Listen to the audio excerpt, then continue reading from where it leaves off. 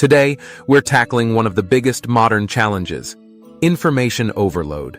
With books, podcasts, and videos flooding our brains daily, it's easy to feel overwhelmed and unsure of what to do with all that knowledge. But don't worry. Tiago Forte's book, Building a Second Brain, offers a solution, and that's what we're diving into today. We'll break down the highlights of this book and share the transformative power of the second brain system. So what is a second brain, and why do you need one? Let's start with the problem. We are constantly bombarded with information. Studies suggest we consume the equivalent of 174 newspapers every day. But how much of that do we actually use? Most of it gets lost because we fail to capture it properly. One solution? Write things down. When we encounter something useful, whether it's a podcast insight, a book quote, or a personal thought, we should jot it down, right? But often we don't. We rely on our memory and, well, we know how that goes. Historically, creatives like Leonardo da Vinci or even modern-day icons like Taylor Swift and Jerry Seinfeld have used something called a commonplace book to capture their ideas. This is where they stored inspiration that fueled their creative work. But the old pen and paper method can feel clunky and inefficient today. Enter the second brain. A second brain is a digital system for capturing, organizing, and retrieving ideas. It's not just for writers, artists, or creators. It's for anyone who deals with information. Whether you're in finance, medicine, or marketing, you're constantly processing knowledge. Having a second brain means you don't have to rely on memory. Your ideas are stored and organized, ready to be used when needed. Now, let's break down how to build a second brain using the CODE framework. Capture, organize, distill, and express. C. Capture. The first principle comes from David Allen's Getting Things Done.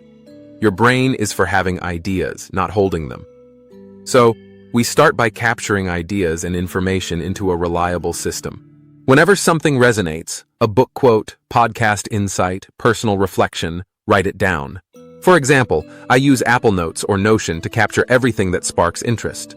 Whether it's a website, a thought during a commute, or an inspiring quote, it goes straight into the app. I no longer rely on my brain to remember everything, and this frees me up to focus on creativity and productivity. Organize. Once you've captured these insights, you need to organize them. But here's where many people get stuck.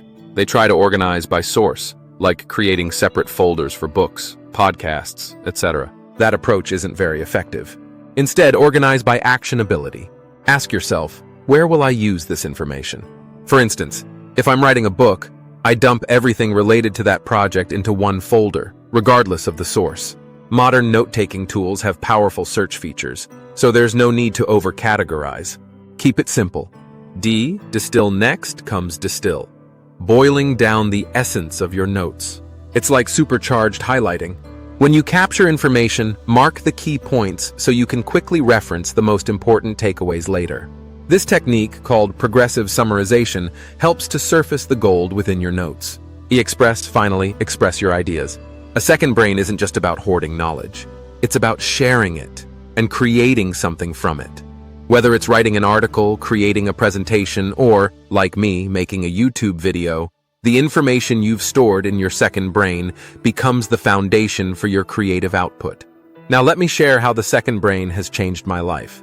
For one, it has significantly reduced my stress. I don't worry about forgetting ideas or scrambling for inspiration. Everything is stored in my second brain, and when it's time to create, the pieces are already there. It's just a matter of assembling them. The slow burn method has been a game changer too. Instead of working on one project at a time, I gather ideas for multiple projects as they come to me. This way, every project is in progress in the background, making the final creation process much smoother.